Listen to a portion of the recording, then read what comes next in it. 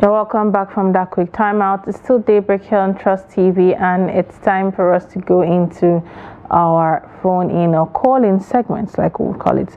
And in these segments, we get to give you, our listeners, an opportunity to hear your opinions and your thoughts. Would love to hear your thoughts on our topic of discussion this morning. It's almost like have your say. So yes, so today we're tackling a crucial question: international economic advice. Should Nigeria take it? The World Bank's senior vice president, Indermit Gill, yesterday sparked a national conversation at the ongoing 30th Nigerian Economic Summit in Abuja, stating that Nigeria needs 15 years of sustained economic reforms to become a leading global economic power.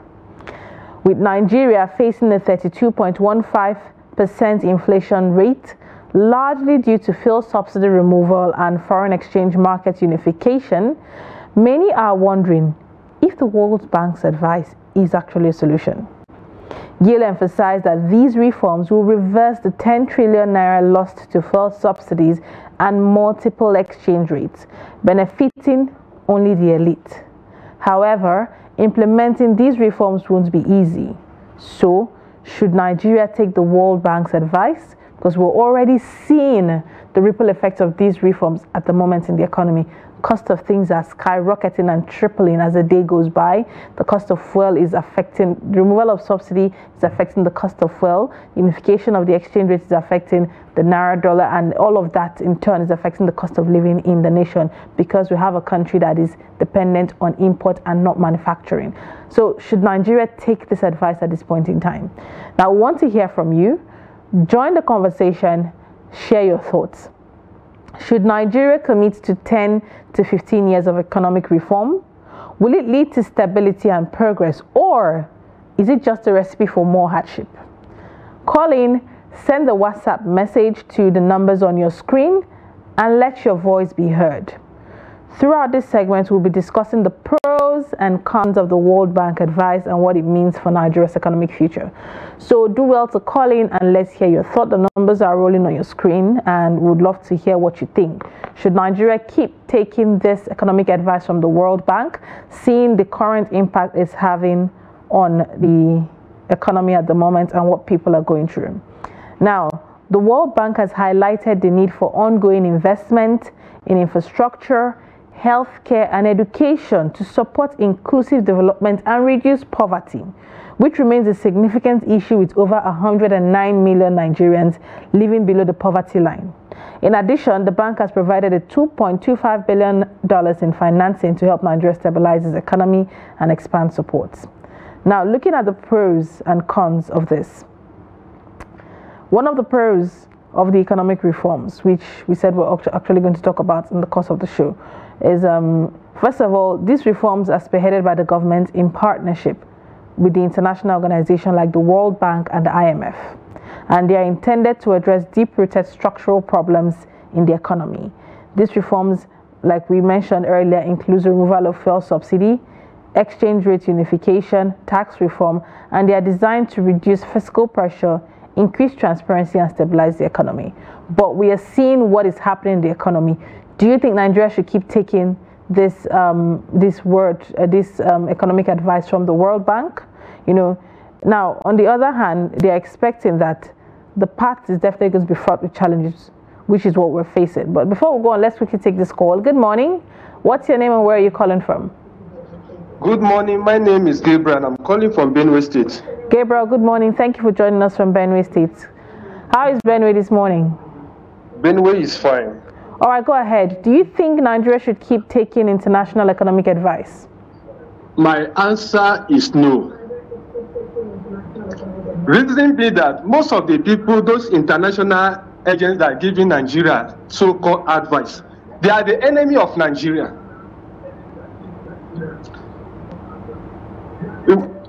There is something we call a friendly enemy or friendly enemy. They are jealous of Nigeria.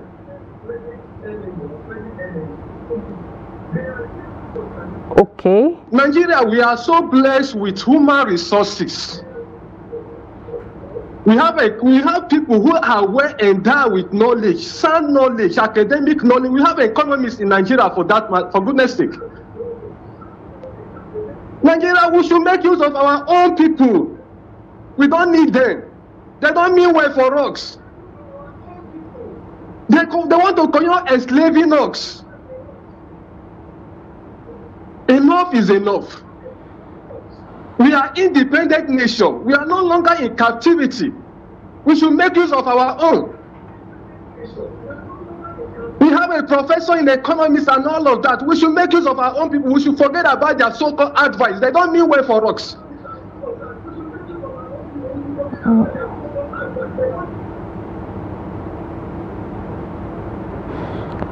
All right, Gabriel, thank you very much for that thought. Gabriel has also, I think to sum it up, I think where Gabriel is coming from is the thought of neocolonialism, saying that they don't mean well for us. They're still looking for a way to entrap Nigerians, which is a mindset most Nigerians have when it comes to the World Bank giving economic advice to the nation. And like Gabriel said, we have economists in Nigeria. We have professors in economy and economics who understand the terrain of Nigeria, who understand how Nigeria works and the kind of resources we have in Nigeria. So why are we taking advice from foreign bodies who are not in Nigeria but have probably just did the research on Nigeria, maybe came to Nigeria, lived for 2 months, did the research, and then they went back and said, oh, this is what will work for this country. When we have people who are living in this country, who dwell in this country, who understand the nation, the people, and how it operates, that could give advices. What do you think? Do we still take that, or we work with what we have inside? Let's take this call. Good morning. What's your name and where are you calling from? Hi, good morning, Daybreak. This is Nino Abdullahi Muhammad, calling from Edo State, Benin City.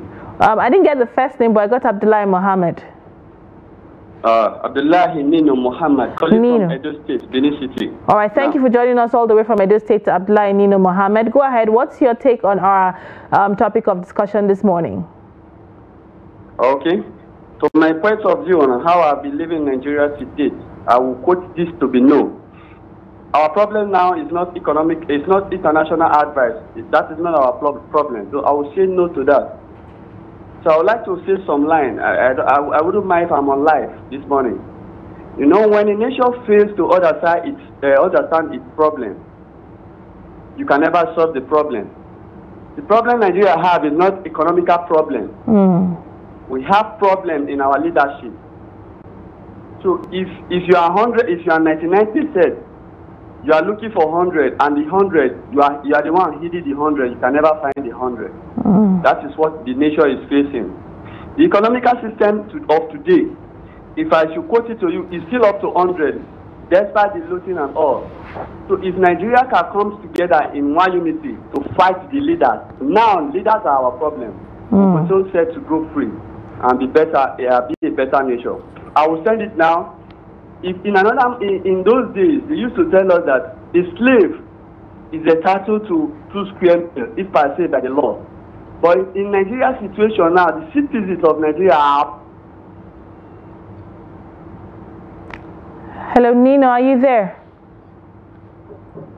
Nino, we lost Nino. Nino, I'm really eager to hear the concluding part of what it is you have to say. Please do well to call us back and let's hear your full thoughts on this.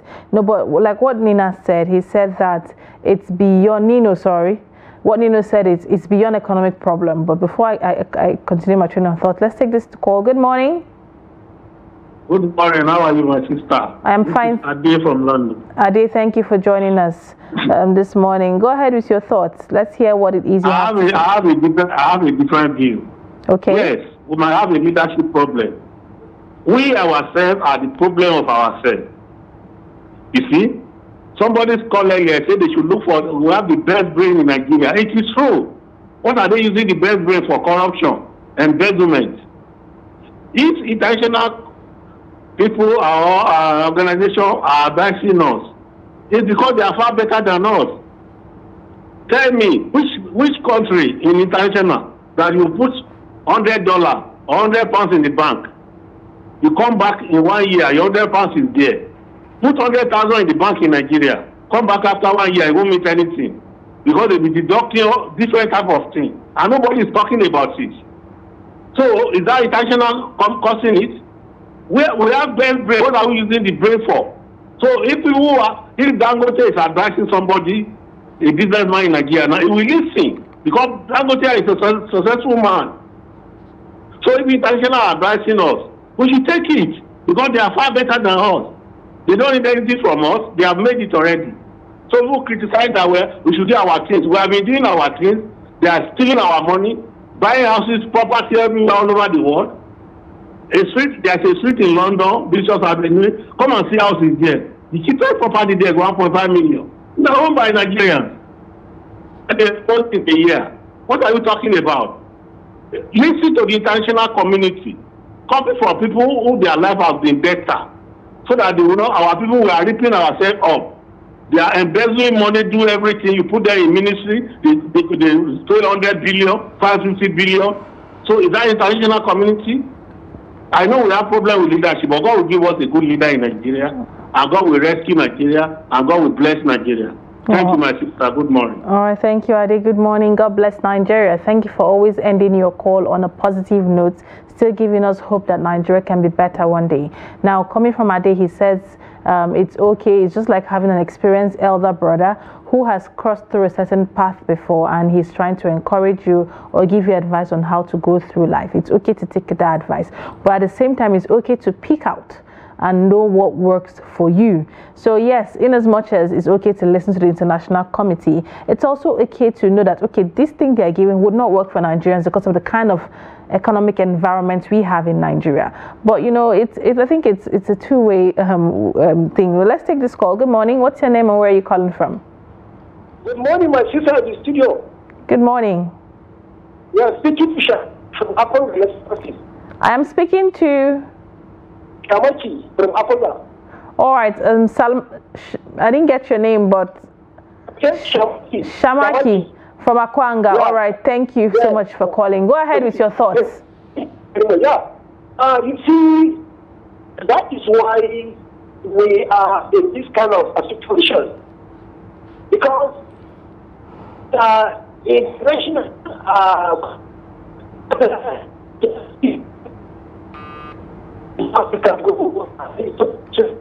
you can recall when Brigade came to Nigeria, the advice by tinubu. Shamaki, if you can hear me, your network is really bad and it's breaking. We're struggling to hear you, and we really love to hear what it is you have to say. So please, Shamaki, do well to call us back. There are two numbers showing on the screen. Call either of them and you would be able to connect through, and probably also move to somewhere where there's a better network so we could hear you better. You could also send WhatsApp messages to the numbers on your screen, and we're definitely going to read them here on the show. We have another caller now while we're expecting Shamaki to call us back. Good morning. What's your name and where are you calling from? Do we still have the caller on the line? Good morning. Good morning. You have a good virtual record of any number who is calling. You notice that this is the same name to call you back. We're going to work on that. Thank you for that input. But tell us your name and where you're calling from. This is Abdullah Hinino from Edo State, Benin City. Oh, yes. Yeah, the second caller. Oh, yes, Abdullah Hinino. It's good to have you back. So go ahead now. Let's hear your train of thoughts. You were onto something before we lost you then. All right. There's no protocol. Thank you for giving me this privilege. Those days I used to play a role of the same role you are playing on the television now. But I'm quoting it to you now. For long days ago, I just decided not to worry myself. But let me not keep time going for the people who want to call today. Let me just state my view clear. I've already said no to this international advice on this our Nigeria economy. Number one, if the international continue to advise on when it comes to our resources, it signifies they are the main body of the looting body we have in the nation. By so saying, we find them giving us loan at any given point without proper signatory, apart from the head, which are our bad leaders. To give out loan to a proper recognition of the nation who is collecting the loan. You find the Chinese, the World Bank, the so people. But when the heat is on us in Nigeria, they will never interfere because they know what they are doing. They are the bad people that are misleading our leader. But our leader has been so poor to the nature ignorantly physically they are poor, and academically they are so down. I don't think they are wise again. People who we so elect to be there. I'm talking about the #1 citizen of Nigeria. Let's put the state of when our #1 citizen. Why I'm quoting this? I'm so annoyed. Why I'm quoting this? You can imagine our #1 citizen went to a Chinese country. They seized our private jet. From our #1 man, the #1 jet in the country, the presidential jet, they seized the jet. Silently, he came back to the state, to the country, to sponsor other jet, with which money, without regarding what is going on. Now we are on the seat of, let's listen if we are to put the international advice on our economy to be yes or no. So my own is yes, because our problem is not international problem. We don't need international economic advice. We need leaders. And for we to be able to have good leaders, we need freedom of speech. Because as in Nigeria, I was bringing a story of a slave. If you are a slave to other nations, you are entitled to 2 square meals in a day as a slave. But I'm quoting it to you this morning, as long as a Nigerian citizen who has been able to Japan lives in Nigeria is worth more than a slave in another man's land. All right. Because we are no longer guaranteed those who are struggling in hard jobs, in businesses, in government work. They can no longer they can no longer. All right, Nino, it seems we lost you there again, but I think you have made your point pretty clear. He has kicked against it, saying, like he said before, our problem is more internal than economy. So hopefully if we work on the kind of leadership we have, who have the political will to actually implement the policies that he put in place. Yes, the international economic advice might have its advantages, but the question is, do we have leaders that have the political will to actually implement the advantages? Take for instance the removal of fuel subsidy. One of the reasons for that was that money being used for subsidy would be used for infrastructural development, but are Nigerians seeing the dividends of that? Do we have schools? Do we have good schools? Do we have good roads? Has insecurity been tackled? These are questions Nigerians. So if I'm paying more for fuel, why am I not seeing other infrastructural development? Boils down to leadership. So all these are questions that Nigerians keep asking, and it makes us wonder, if this economic advice is important and is good like they say it is, why aren't we seeing the dividends, or seeing at least see something close to it? Now, one of the cons of this reforms or international economic advice is the lack of immediate benefits. Well, we have Shamaki back on the line. Shamaki, can you hear me? Yeah, I can hear you crystal clear. Thank you very much once again. All right, go ahead now. We can hear you clearly, so go ahead with your thoughts. I said Nigerians must show the international advice. If you recall, when the state came to Nigeria, the advice to the tinubu to increase the taxes in Nigeria. With this kind of situation that is going on, so if Mr. President wants to understand this very community, he should stay away from the international community advice. Because the way I look at it, this is the one Africa to grow. Just like what the Kenya president did. He's shown the advances that is welcome from the international community. So the only thing is the president should stay away from this advice. Otherwise, I am telling you, and believe in me, we will continue to suffer the way we are suffering. This is just the beginning. May God forbid that. Thank you very much. All right, thank you very much, Shamaki. He has also aired his opinion, saying that such advices should be shunned and we should look internally. We've had leaders who have shunned such, like he said, there were leaders who have shunned such economic advice and found a way to build the nation one way or another. But the question is, why are we looking out when we have these resources in? If we have, although Ade has also answered that question, saying most of our resources are marred by corruption, which brings us down to political will and also effective utilization of resources. But back to one of the cons, before we get to the pros, one of the cons of this advice is for many Nigerians, the benefits of these reforms are not immediately visible. We can't see it as soon as possible. While the government and international institutions argue that these measures are necessary for long-term growth, the citizens are focused on the current hardship that they are facing at the moment. How long do we need to endure this hardship to see the result? And they're coming out to say in the next 15 years. How old would a Nigerian who is 26 be in the next 15 years? That is a very long time of your youthful age being wasted on proper toiling to make ends before you start seeing the dividends of these reforms. Well, let's quickly take this call. Good morning. What's your name and where are you calling from? Good morning. This is Abdullah Nino, the same guy calling from Edo State, Benin City. Sorry for your time. Nino, now quickly, let's get your thoughts so we could give room for other callers to join in. Okay, no problem. In order for me to round up my talk with you this morning, I just want to cry out to you guys this morning. I would suggest that the people who colonize us, because our democratic system in Nigeria has failed us woefully, our constitution doesn't longer work. So we'll cry out instead of giving another 50 years again for international room of summit. So we'll cry to those who colonize us to make us independent republic that we are no longer independent, that we are dependent. We need them to intervene for us so that the common man can speak his mind, let them rearrange the constitution, and we know if we are still in the democratic system or not. So to me, I have signed to my God, time without number, that this is not the type of leader I need. So I don't have a leader now. That is how I work. All right. Thank you, Abdullah Nino. Thank you. Thank you, Abdullah, calling all the way from Edo State. You called 3 times this morning, and we respect that. You called 3 times to air your opinion. We respect that. And according to Nino, he's saying that, Nino, are you calling them to come back and colonize us? Okay.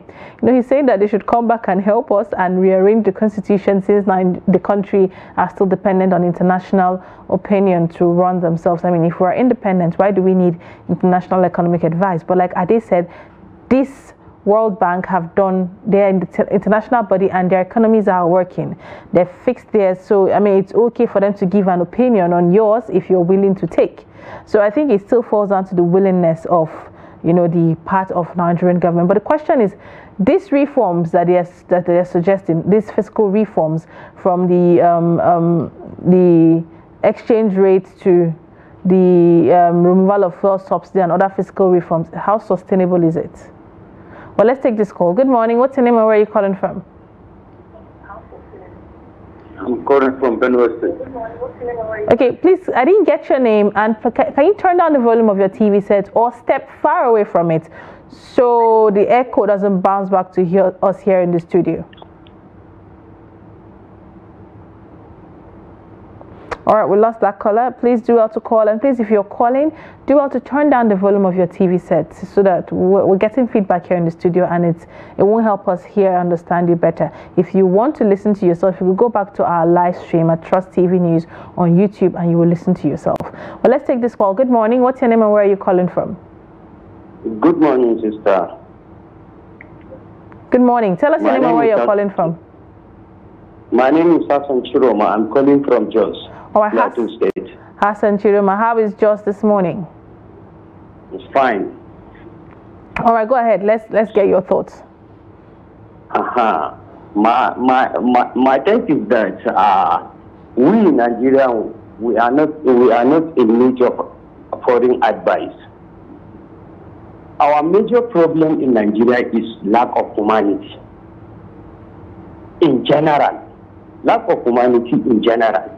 Why? Because if you look at our leaders, I don't think they have the feelings of humanity. They will not rule us the way they are doing it now. We have resources, we have everything in our country. And if it is for the issue of advice, look at public opinion. Which kind of advice that is not given to them through public opinion, through these media? But they are not listening to it. They are not listening. What they are doing is just a technicalities. We don't need any foreign advice. We have advisors in our country, and we know our problem. We know. So They are just diverting the attention of the people to other way in order for them. Our rulers will not do anything that will prevent them from looting our money, going to foreign countries and establish various business for their children. So this is our problem. This is our problem. Look at the issue of this petroleum. Look at it. The president, our president, was saying that he's looking for a way to see that he will reduce the price of the gas. But every day the price is still increasing. Look at how masses are suffering. How many people in this our country can be able to afford 3 square meters? How many of them? Why can't we come back? Is it not democracy? If it is democracy we are practicing back. Hello? Yes, I can hear you. Go ahead. If it is democracy we are practicing. So democracy stated that the rulers will receive and they will do what the masses want. You will do what the people want. So what are they doing something different from the wish of the masses that vote for them? Why? It is democracy. All right. Thank you very much. So look at it very well. Our problem is very clear. They will not go with the masses. That's why. Had it been they will go with the masses, they will receive advice from the masses, the country will go smoothly. All right. And the masses will enjoy. But they ignore the masses and doing what they want. So this is our problem. To me, this is what I'm seeing our problem, and that lack of humanity in general. Because if they have the place of humanity, they will not gather the money for their children. They will use the money to develop the country, to take the country to the other level. All right, thank you very much. So that's my take. Yes, thank you very much, Chiroma, for your. Yes, thank you very much for taking your time out to talk about, electing leaders who have human empathy, who have conscience, and are human enough. I think the leaders we have in Nigeria tend to forget that they are not just leaders; they are here to serve the people. If you take upon a leadership role, it's to serve the people. Put the people first in decision taking, put the people first. This policy I'm putting in place, how would it affect my people? Okay, fine, it's going to build my nation in 15 years. Would I still have people to rule in 15 years because of how much of a hardship these reforms will put, these reforms would cost the people? That we have leaders who lack political empathy towards the people that they are ruling. Instead, like he said, if this thing is not going to put money in their pockets, they would not do it. And it still boils down to us as Nigerians at the end of the day. What kind of leaders did we put into office?